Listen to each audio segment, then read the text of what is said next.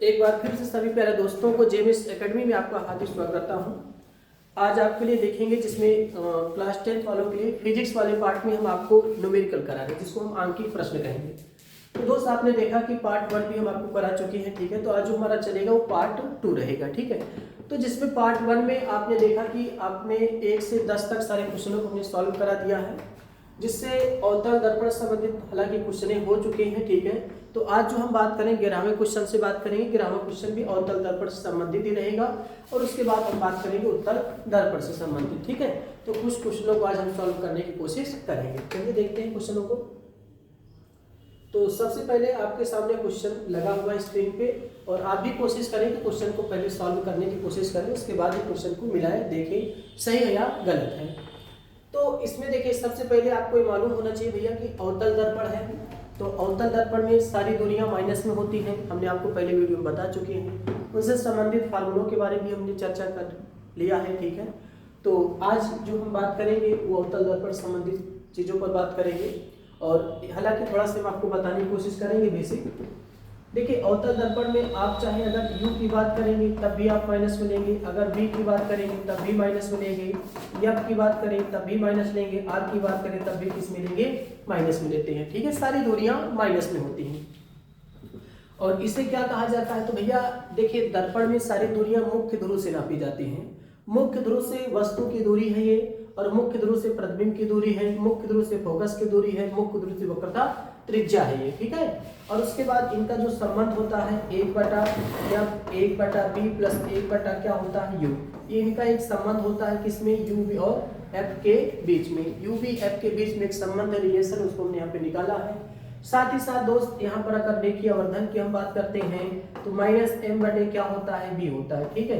यही अगर लेंस होता तो माइनस नहीं बल्कि प्लस में होता है, लेकिन जब दर्पण संबंधित रेखीय आवर्धन की बात की जाती है तो m बराबर -b/ क्या होता है, u होता है, ठीक है। तो ये सारे इनके डाटा हमने आपको बता दिए हैं, और इन्हीं को हम देखते हुए सारे क्वेश्चनों को क्या करेंगे, सॉल्व करते हैं, ठीक है। तो सवाल में आपको सबसे ज्यादा जरूरी क्या है, इस दर्पणों में आपको पता है चिन्ह प्रॉपर्टी ज्यादा जरूरी है, और साथ ही साथ आपको पता है कौन से वस्तु को इससे क्या लिखा जाता है ये मालूम हो जाए, फिर सूत्र मालूम हो जाए, फिर आपको कैलकुलेशन करना अगर आ जाएगा तो आप आसानी तरीके से क्वेश्चनों को क्या कर सकते हैं, सॉल्व कर सकते हैं। तो देखेंगे, तो देखिए सबसे पहले आपको देखना है कौन सा दर्पण है, तो आंख बंद करना, आप देख लेंगे अवतल दर्पण है। अगर अवतल दर्पण है भैया तो सारी दूरियां आंख बंद करके सब माइनस में होते हैं, ठीक है। तो चलिए फोकस दूरी की बात करता है, तो यहाँ पर फोकस दूरी आपको पता है कि माइनस कितना हो जाएगा, 30 सेंटीमीटर फोकस दूरी हो गया। अवतल दर्पण के सामने कोई वस्तु कितनी दूरी पर रखी जाए, उसका वास्तविक प्रतिबिंब वस्तु से दुगने आकार का बने। बहुत बड़ी बात कही है, यहाँ पर ध्यान रखिएगा। जब भी सवाल में दुगना, 3 गुना, 4 गुना, 5 गुना, आधा गुना, 6 गुना कुछ भी कहे तो आपको कुछ नहीं करना, आपको रेखीय आवर्धन का जो सूत्र दर्पण में बताया गया है उसी को लगा दीजिएगा, ठीक है। तो आपको क्या करना है, यहाँ पर m बराबर लगा देना है, -b/ क्या लगा देना, u लगा देना है, ठीक। जहां पर 2 गुना, 3 गुना, 4 गुना कुछ भी कहे वही को आपको क्या करना है, लगा देना, ठीक। ये आपको सबसे पहले ध्यान रखना। और जितना गुना कहे भैया, चाहे आधा कहे, चाहे 3 गुना, चाहे पौना गुना, कुछ भी आपसे कहे वो हमेशा m का मान होता है। तो m का मान यहाँ पर आप कितना रखोगे, तो आप कहेंगे 2 रखेंगे, और ये -b/u आप ऐसे उतार देना। हाँ, अब एक चीज और, जो m का मान आप लेते हैं अगर वो चीज सवाल में वास्तविक कहा गया है तो माइनस के साथ लिया जाएगा, अगर वही चीज सवाल में आभासी के साथ कहा जाता तो प्लस के साथ लिया जाता। तो यहाँ पर वास्तविक प्रतिबिंब की बात कर रहा है, ठीक है। इसको किस में लिया जाएगा, माइनस में लिया जाएगा।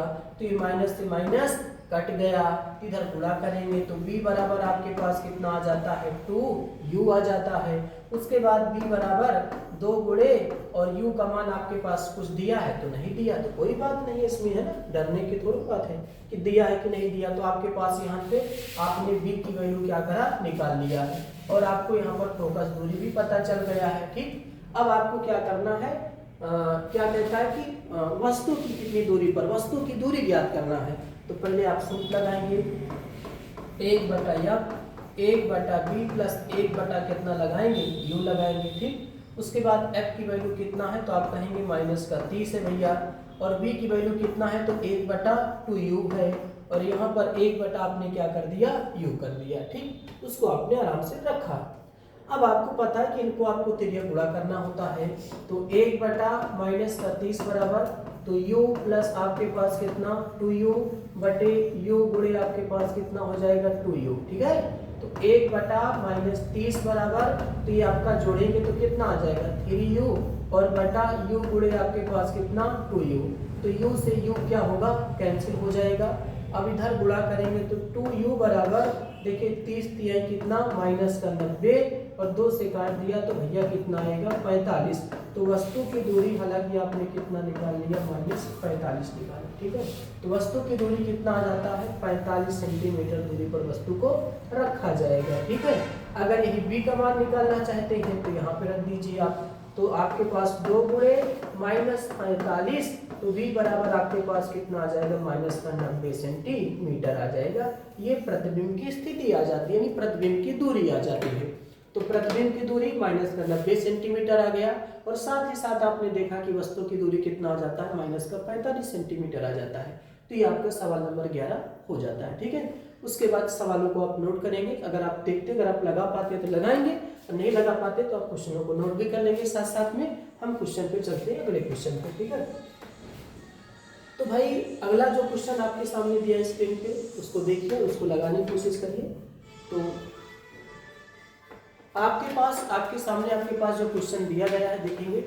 सबसे पहले अवतल दर्पण कहा है, तो उसे ध्यान रखिएगा। फोकस दूरी है, तो फोकस दूरी कितना दिया है माइनस का कितना 10 सेंटीमीटर, ये आपका फोकस दूरी दे रखा है, ठीक है। अवतल दर्पण के सामने मुख्य अक्ष पर दर्पण से ध्रुव से 15 सेंटीमीटर दूरी, क्या हो सकता है वस्तु की दूरी। तो वस्तु की दूरी कितना है माइनस का 15 सेंटीमीटर आपको दे रखा है, और 3 सेंटीमीटर ऊंची मोमबत्ती रखी है।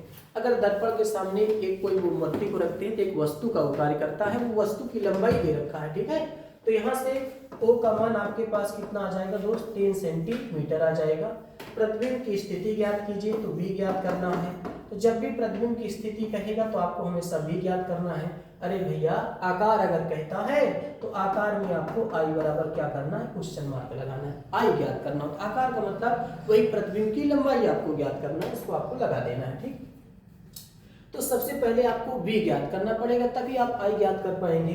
तो आप यहाँ पर दर्पण से संबंधित फार्मूला को लगाएंगे, 1/b प्लस 1 क्या लगाएंगे u, आपने इसको लगा दिया। लगाने के बाद यहाँ पर देखिए f की वैल्यू माइनस कितना है 10, साथ ही साथ आपके पास b नहीं पता तो कोई बात नहीं है, ठीक है, प्लस 1/u, और u का मान कितना है भैया माइनस का कितना है 15।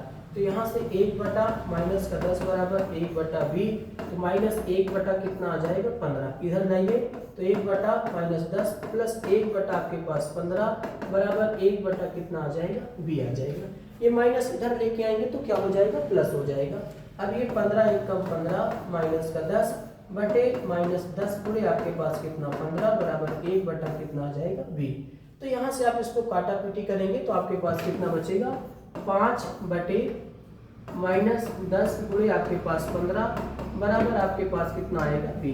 तो 5 दूना 10, तो आपके पास 1 माइनस 30 बराबर 1/b, तो यहाँ से b बराबर माइनस का 30 सेंटीमीटर आ जाता है, ठीक है। ये हमारा दोस्त ये प्रतिबिंब की स्थिति आ जाती है, और प्रतिबिंब की स्थिति माइनस का 30 सेंटीमीटर यहाँ पर आ जाता है, ठीक।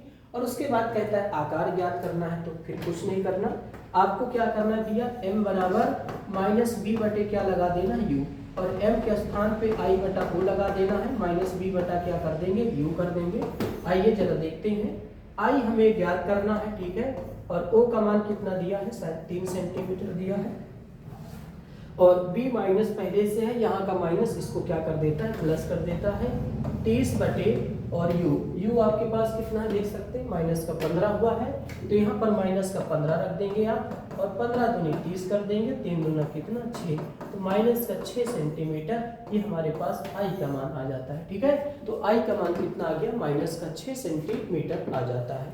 ये होता है प्रतिबिंब का आकार, और इसी आकार के आधार पर देख सकते हैं आपका 3 सेंटीमीटर, वो माइनस का 6, इतना मतलब छोटा होगा, और साथ ही साथ मुख अक्ष के कहाँ बनेगा नीचे।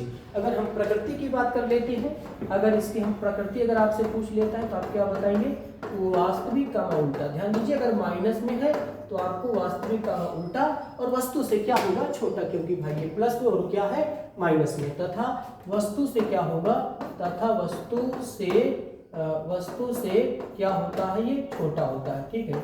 वस्तु से क्या होगा, छोटा होगा। वास्तविक का उल्टा तथा वस्तु से क्या रहेगा, छोटा रहेगा, ठीक है। इस तरीके से इसको आप लगा सकते हो। चलिए अगले सवाल पे हम चलेंगे और अगला क्वेश्चन आपके सामने दे रखा है, ये आपका 13वां क्वेश्चन है भैया। 13वां क्वेश्चन को देखते हैं क्या दे रखा है। अच्छा, अब आपको आ गया उत्तल दर्पण से संबंधित चीजें आ जाती हैं, ठीक है। तो उत्तल दर्पण में थोड़ा सा आपको हम बताने की कोशिश करेंगे क्या है क्या नहीं। तो अगर हम एक उत्तल दर्पण की बात यहाँ पर कर लें भैया, ये उत्तल दर्पण हो जाता है। इसके अंदर हम पॉलिश करते हैं, ठीक है। देखिए एक दर्पण की अगर सतह अंदर अगर पॉलिश करते हैं तो उत्तल बनता है और बाहर पॉलिश करते हैं तो वही अवतल बन जाता है, ठीक है। तो यहाँ पर हमने अंदर पॉलिश किया, तो ये पॉलिश किया गया सतह परावर्तक सतह होता है। ये मुख अक्ष की रेखा होती है, ये इसको हम मुख्य ध्रुव कहेंगे। और यहाँ पर आपने कोई एक वस्तु रखा है, इसका नाम O और O डैश है। प्रकाश किरण ऐसे निकलेगा, टकरा के कहाँ चला जाएगा, बाहर। आगे होता है फोकस, फिर आपके पास होता है वक्रता केंद्र। तो एक तो प्रकाश किरण भैया कहाँ से होकर चला जाएगा, फोकस से, और एक प्रकाश किरण कहाँ से चला जाता है, आप देखेंगे एक प्रकाश किरण आपके पास वक्रता केंद्र से चला जाता है। तो यहाँ पर इनका एक बन जाता है प्रतिबिंब, जिसका नाम क्या है, I और I डैश, ठीक है। ये आपका I और I डैश हो जाता है। अब आपसे कहा जाए देखिएगा कि अगर देखिए सारी दूरी कहाँ से नापी जाती है, तो आपका जवाब होगा मुख्य ध्रुव से नापा जाता है। और मुख्य ध्रुव से अगर आप नापते हैं, और ये भी एक बात तय होना चाहिए कि आपको आपतित किरण की दिशा में चलना है। तो अगर मुख्य ध्रुव को लेके आपतित किरण की दिशा में जाएंगे तो प्लस हो जाएगा, अगर उसके अपोजिट आएंगे तो माइनस हो जाएगा। तो देखिए आपको P से O तक आना है तो आप अपोजिट आएंगे तो ये माइनस हो जाएगा, लेकिन P से यही I तक आप जाएंगे तो ये प्लस होगा, P से यही F तक जाएंगे तो ये प्लस होगा, और P से यही अगर आप C तक जाएंगे तो क्या होगा, R होगा। क्यों? क्योंकि आप P से I जा रहे हो और आपतित किरण भी कहाँ जा रहा है, उधर जा रहा है, इसलिए प्लस में। P से F गए तो आपतित किरण भी उधर जा रहा है और आप भी उधर जा रहे हैं तो प्लस में। P से C गए तो वक्रता त्रिज्या होता है जिसको R से। तो यानी उत्तल दर्पण में आपका जो चिन्ह प्रपाटी निकल के आता है भैया, वो क्या होता है, आप देख सकते हैं कि U आपका किस में रहेगा, माइनस में, V आपका किस में, प्लस में, और F आपका किस में, प्लस में, और R आपका किस में, प्लस में। ये आपकी चिन्ह प्रपाटी होता है। U भी अपने संबंध वही होता है, कोई अंतर नहीं होता, 1/F प्लस 1 कितना B। U भी अपने संबंध वही होता है, इसमें कोई अंतर नहीं होता, ठीक है। तो ये आपका इसका रिलेशन होता है, इससे संबंध होता है। उसके बाद क्वेश्चनों को देखते हैं। अब आपके दिमाग में होना चाहिए, अगर सवाल में उत्तल दर्पण आता है तो सिर्फ चिन्ह प्रपाटी में ध्यान दीजिएगा, U माइनस में होता है, बाकी सबको आपको क्या करना है, प्लस में कर देना है। तो देखिए एक उत्तल दर्पण के सामने 40 सेंटीमीटर दूरी पर बिंदु प्रकाश स्रोत रखा है। यानी अगर उत्तल दर्पण के सामने कोई प्रकाश स्रोत को रखते एक वस्तु का कार्य करता है, ठीक है। तो वस्तु की दूरी आपको कितना दे रखा है, 40 सेंटीमीटर। तो भैया U बराबर आपके पास कितना है, माइनस का 40 सेंटीमीटर दे रखा है, ठीक है। और रखा गया है दर्पण की फोकस दूरी, जी फोकस दूरी भी कितना दे रखा है, 40 सेंटीमीटर दे रखा है, ठीक है, 40 सेंटीमीटर दे रखा है। तो प्रतिबिंब की स्थिति ज्ञात कीजिए, यानी V आपको ज्ञात करके क्या करना है, बताना है, ठीक है भाई। और अंक का आरेख भी खींचना है, तो आरेख भी आपको खींच के हम आपको बताएंगे, ठीक है। तो देखिए 1/F बराबर 1/B प्लस 1 कितना U। तो भैया हो F का मान कितना है, 40 है, V ज्ञात करना है, प्लस माइनस कितना होगा, 1/40 होगा। तो ये 1/40 1/B माइनस 1 कितना 40, इधर लाइए जरा। तो 1/40 घन 1/40 बराबर 1 कितना B। तो आपके पास 2 कितना होगा 40, क्योंकि हर हर महादेव, हर बराबर तो अंश जुड़ेगा, 2 1 कम 2, 2 से काटा कितना 20, 1/20 बराबर 1/B। तो B बराबर आपके पास कितना आ जाएगा, 20 सेंटीमीटर। ये होता है प्रतिबिंब की स्थिति, ठीक है। तो ऐसे हम प्रतिबिंब की स्थिति को क्या कर सकते हैं, निकाल सकते हैं, ठीक है।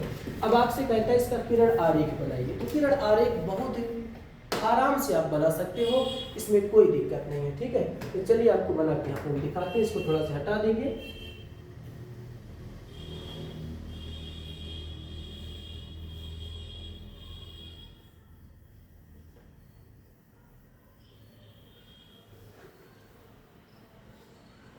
चलिए तो देखिए ये आपका जो हमने यहाँ पर एक चित्र बनाया है, सेम वही चित्र रहेगा, कोई दिक्कत नहीं होगा, ठीक है। आपका जो अभी आपने सीखा, जो आपने अभी बनाया वही रहेगा। चलिए इससे चलिए, तो इनको आप वहीं पर रहने दें, या नहीं सकते, ठीक है। तो हम क्या करेंगे, अब देखिए जो आपको दिया गया है उन्हीं को आपको वहाँ पे रखना है। तो जरा देखिए वस्तु की दूरी कितना है, माइनस का 40 सेंटीमीटर है। तो ये वस्तु की दूरी होता है भैया, जो कि u बराबर कितना दिया है, माइनस का 40 सेंटीमीटर दे रखा है, ठीक है। उसके बाद फोकस दूरी आगे होता है, तो यहाँ से फोकस दूरी का मान कितना दे रखा है, 40 सेंटीमीटर दे रखा है। और प्रतिबिंब का मान कितना आता है, 20 सेंटीमीटर। तो यहाँ से लेके अगर यहाँ तक हम बात करेंगे, सॉरी आप पीछे थोड़ा रहिए, आपको पीछे थोड़ा रहना पड़ेगा यहाँ तक, ठीक है। तो यहाँ तक आप देखेंगे तो b बराबर आपके पास कितना आ जाएगा, 40 सेंटीमीटर। हो गया काम खत्म। बस वही चित्र आपका रहेगा, बस आपको वहाँ पर दिखा देना है, बस दर्शा देना है कि भैया वस्तु को मैंने माइनस 40 सेंटीमीटर रखा है और फोकस दूरी कितना है, 40 सेंटीमीटर पे है, और प्रतिबिंब आपका कितना बनता है, 20 सेंटीमीटर। सॉरी ये आपका 20 सेंटीमीटर रहेगा, थोड़ा से गलती होगा, ये आपका कितना रहेगा, 20 सेंटीमीटर रहेगा, ठीक है।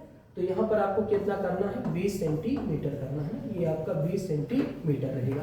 तो फोकस यानी 40 पे, प्रतिबिंब आपका 20 जो कि पीछे बनेगा, क्योंकि दो ही स्थितियां होती हैं, एक उत्तल दर्पण में एक वस्तु अनंत पे रखा जाए तो प्रतिबिंब फोकस पे बनता है, और एक अनंत और ध्रुव के बीच में चाहे जहां पर रख लें, हमें सम्मुख ध्रुव और फोकस के बीच में बनता है, यानी फोकस के पीछे ही बनेगा। इसका मतलब है कि जायज बात है कि फोकस से कम होना चाहिए प्रतिबिंब की दूरी, तो यानी 20 सेंटीमीटर आया, ठीक है। तो ऐसे इस क्वेश्चन को हम सॉल्व करेंगे। आरेख भी आपसे पूछेगा, अगर आरेख नहीं बनाते तो आपका जाहिर सी बात है कि नंबर आपको काट देगा, ठीक है। तो आरेख भी बनाना आराम से सीख पाएंगे, ठीक। चलिए तो अगले क्वेश्चन पे चलेंगे। अगला क्वेश्चन हमारा 14वां क्वेश्चन है। देखिए 14वें क्वेश्चन पे थोड़ा से आपको बेसिक बड़ा अच्छा आना चाहिए भैया, तभी आप इसको अच्छे से समझ पाएंगे, ठीक है। चलिए तो थोड़ा सा हम आपको बताने की कोशिश करेंगे। आपने हालांकि पढ़ा होगा 3 क्रमिक माध्यम को जब दिया जाता है ए, डब्ल्यू और क्या, जी, ठीक है। 3 क्रमिक माध्यम होता है जिसको हम ए कहेंगे, और ये आपका डब्ल्यू और ये आपका क्या होता है, जी। इसकी बात करें तो दोस्त इसको हम एयर कहते हैं, इसकी बात करें तो हम इसको क्या कहते हैं, वाटर, और इसकी बात करें तो इसको हम क्या कहते हैं, ग्लास कहते हैं, ठीक है। ये आपका ग्लास हो जाएगा, यानी ये आपका पानी हो जाता है, पानी या जल कहा जाता है, ये आपका हवा हो जाता है, ठीक है। और इनको हम क्या कहते हैं भैया, कांच कहा जाता है ना। तो जब 3 क्रमिक माध्यम आप लेते हैं, 3 क्रमिक माध्यम का जब फार्मूला बताया जाता है, ठीक है। तो देखिए ए, डब्ल्यू, जी 3 माध्यम है, हवा, पानी और क्या, कांच, 3 माध्यम है।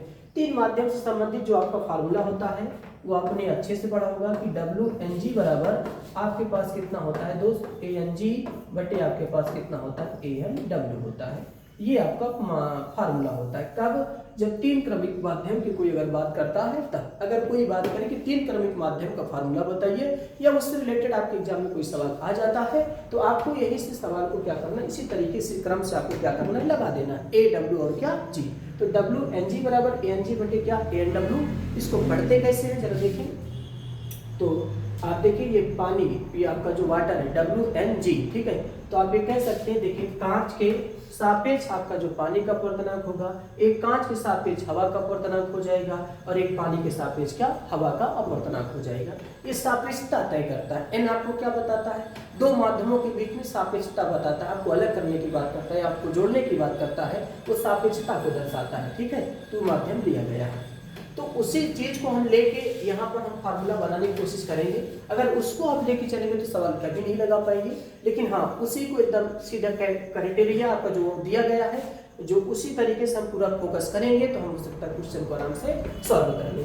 तो इसमें सबसे पहले देखना है क्या कौन सा माध्यम, पहले हवा की बात करता है, फिर कांच की बात करता है, फिर किसकी बात कर रहा है, हीरे की बात कर रहा है। 3 माध्यम है, हवा, कांच और क्या, हीरा। तो सबसे पहले आपको लिख लेना है, क्या लिखना है यहाँ पर जरा देखिए। तो यहाँ पर आपको क्या लिख लेना है, ए लिख लेना है, और जी लिख लेना है, और क्या लिख लेना है, डी। 3 चीज है, ठीक है। ये किसको बताएगा, वायु को बताएगा, हाँ ये वायु हो गया। और ये किसको बताएगा भैया, ये कांच को बताएगा, और ये किसको बताएगा, हीरा को बताएगा ना। डायमंड होता है, डायमंड का पहले अक्षर डी से लिखा गया, ठीक है। तो ये होता है। अब सेम जैसे आपने वहां पे देखा वैसे यहाँ पे आपको बनाएंगे। अच्छा इसमें थोड़ा सा आप देख लें कैसे फार्मूला बना है ना। तो देखिए पहले हम कहाँ गए हैं, W से G, तो पहले हम W से कहाँ जाएंगे, G पे जाएंगे। ये नंबर 1 है, W से कहाँ गए, G पे।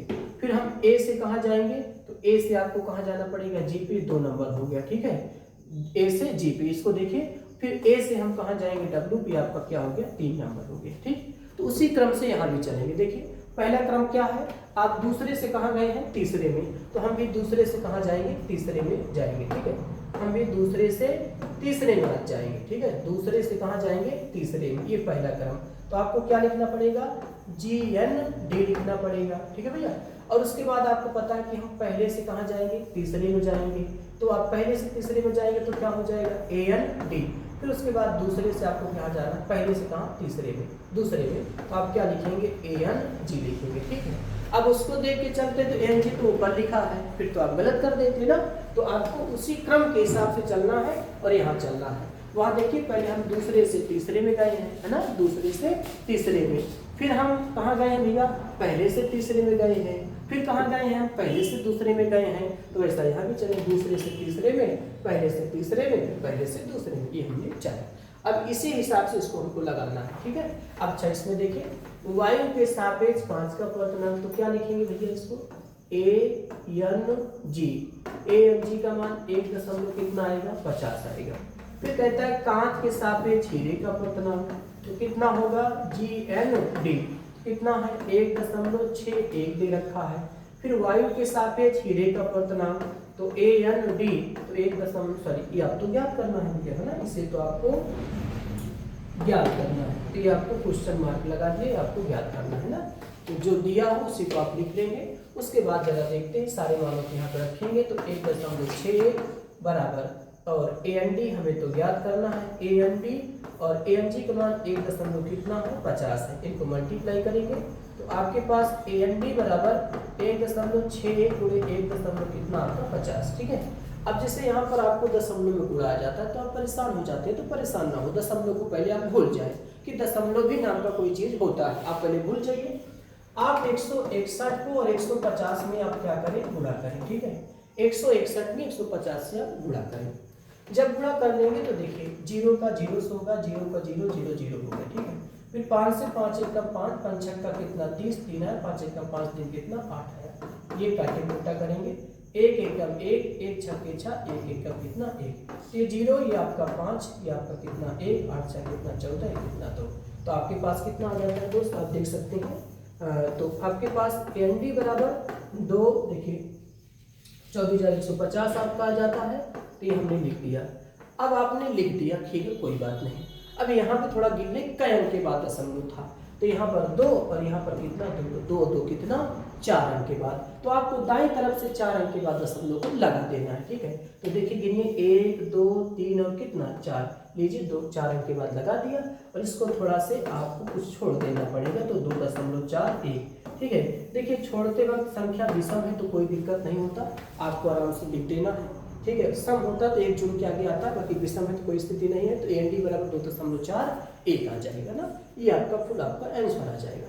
तो जो आपको वायु के सापेक्ष हीरे का अपवर्तनांक पूछ रहा है, ये हमने पूरा डाटा के साथ इसको आपको अच्छे से बताने की कोशिश की है। इस सवाल अगर एग्जाम में आपका आ जाता है तो आपका सवाल छूटे ना। तो इस तरीके से आप इस वैल्यू को क्या कर सकते हो दोस्त, निकाल सकते हो, ठीक है। चलिए आगे हम चलते हैं, सवालों को देखते हुए इसको आप कोशिश करेंगे कि आप इसको अच्छे से नोट कर लेंगे।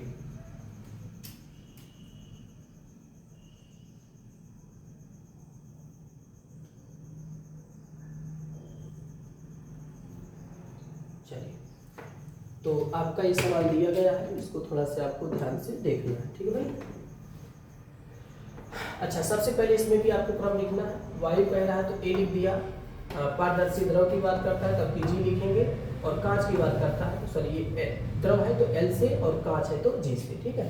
तो आपको पता है कि हमको कहाँ से कहाँ जाना है। पहले हम दूसरे से कहाँ जाएंगे, तीसरे में, तो क्या लिखेंगे, LNG लिखेंगे। फिर पहले से तीसरे में जाना है, पहला नंबर, ये आपका दूसरा नंबर है, तो आपको ANG, ठीक है। फिर हम इसमें जाते हैं, तीसरा नंबर ये हो गया, तो ANL, ठीक है। ये फार्मूला पहले बना लेंगे। उसके बाद जरा देख लेंगे वायु के सापेक्ष किसी द्रव का अपवर्तनांक, तो ANL का मान कितना है, 1.25 है। कांच के साथ देखिए, अब देखिए यहाँ पर थोड़ा सी बात को आपको समझना पड़ेगा। तथा कांच कहा है, क्या कहा है, तथा कांच। तथा कांच अब कहेंगे तो अकेले दिया है, इसको कैसे लिखा जाए। जब कोई चीज तथा में जुड़ जा रहा है, इसका मतलब इसका संबंध पहले से ही रखा जाएगा, ठीक है। इससे रखा जाएगा, पहले वाले से ही रखा जाएगा। और पहले वाले का संबंध, पहला वाला क्या है, वायु का माध्यम है, ठीक है। तो वायु के सापेक्ष कांच का अपवर्तनांक आपको दे रहा है, तो यहाँ से Ang बराबर आपको कितना दे रहा है भैया, 1.50 कर दीजिए, ठीक है। तो फिर कहता है द्रव के सापेक्ष कांच का अपवर्तनांक, तो Lng का मान आपको ज्ञात करके क्या करना है, बताना है, ठीक है। Lng का मान आपको ज्ञात करके बताना है। आइए आराम से रखने की कोशिश करेंगे भैया। तो यहाँ पर आपने देखा कि Lng बराबर, Ang का मान आपके पास कितना है, 1.50 है, और Nl का मान कितना है, 1.25 है, 2 अंक के बाद दशमलव है, प्यार से आराम से काट देंगे। तो Lng का मान आपके पास 150 बटा आपके पास कितना आ जाएगा, 125 आ जाता है, ठीक है। तो यहाँ से अगर आप आगे चलेंगे तो हमारे पास Lng बराबर आप देखेंगे कि 150 बटा कितना 125 आता है, ठीक है, 125। आप इसको काटने की कोशिश करेंगे, देखेंगे तो 5 3 कितना 15, ये आपका 30 आया, 5 × 10 55 कितना 25, 5 6 30 55 कितना 25। हमारे पास Lng बराबर आप देख सकते हैं 6 बटे कितना 5। तो Lng बराबर जब आप इसको भाग करेंगे तो 1 दशमलव कितना आएगा, 2 आएगा, ठीक है, 1.2, 5 × 5 5 में कितना 10। तो आपके पास Lng का मान कितना आ जाता है, 1.2 आ जाता है। यानी द्रव के सापेक्ष कांच का अपवर्तनांक आपसे पूछ रहा है, तो द्रव के सापेक्ष आपने कांच का अपवर्तनांक आराम से निकाल लिया, जो कि कितना आता है, 1.2 आता है, ठीक है। तो यहाँ से निकल जाता है, तो इसको नोट करेंगे, फिर हम अगले क्वेश्चन पे चलते हैं। चलिए, तो अगला क्वेश्चन आप देखते हैं। 16 नंबर का क्वेश्चन आपको दिया गया, बहुत ही सुनहरा क्वेश्चन, बहुत ही आसान क्वेश्चन है, इसमें डरने की बात आपको नहीं है। देखते हैं, कहता है निर्वात में प्रकाश की चाल आपको दिया है, तो C बराबर, देखिए निर्वात में प्रकाश की चाल तो C से लिखा जाता है 3 × 10⁸ मीटर पर क्या होता है, सेकेंड होता है, ठीक है। तो जब भी निर्वात में प्रकाश की चाल की बात करता है तो 3 × 10⁸ मीटर पर सेकेंड होता है भैया। फिर कहता है कांच का अपवर्तनांक 3/2 है, ठीक है। कांच का अपवर्तनांक कितना दे रखा है, 3/2। तो कांच का अपवर्तनांक Ng आप लिख दीजिए, तो 3 बटा कितना दिया है, 2, ठीक है। और उसके बाद कांच में प्रकाश की चाल पूछ रहा है, तो Vg का मान आपको ज्ञात करके बताना है, ठीक है। Vg का मान ज्ञात करके बताना है। तो आपको पता है कि आप N बराबर C बटा कितना लगाते हैं, V। अब इसमें कांच है तो इसलिए यहाँ पर हम क्या जोड़ दे रहे हैं, G जोड़ दे रहे हैं, ठीक है। तो कांच के सापेक्ष इसको माना जाएगा। तो Lng का मान आपके पास कितना दिया है, 3 बटा कितना दिया है, 2, और C का मान कितना दे रखा है, 3 × 10⁻⁸ कितना 8, और बटे आपके पास Vg ज्ञात करना है। 3 से 3 क्या हुआ, कैंसिल हुआ। तो Vg का त्रिज्या गुणा करेंगे तो आपके पास Vg बराबर 2 का मल्टीप्लाई कर देंगे तो आपके पास 2 और गुणे 10⁻⁸ कितना 8 आपके पास मीटर पर सेकंड आ जाता है। तो इस तरीके से हमने देखा कि कांच में प्रकाश की चाल आपको जो दिया गया है, ये कांच में प्रकाश की चाल आप Vg का मान आराम से निकाल सकते हो, जो कि आपके पास कितना आता है, 2 × 10⁸ मीटर पर सेकंड आता है, ठीक है। तो इस तरीके से आपका ये सवाल हो जाता है, ठीक है। तो चलिए ठीक है, तो आज की क्लास हम सिर्फ यही तक रखते हैं। आपने देखा कि आपने लगभग 11 से स्टार्ट किया, आपने 17 या 16 क्वेश्चन किया, आपने 17 क्वेश्चन तक किया, ठीक है।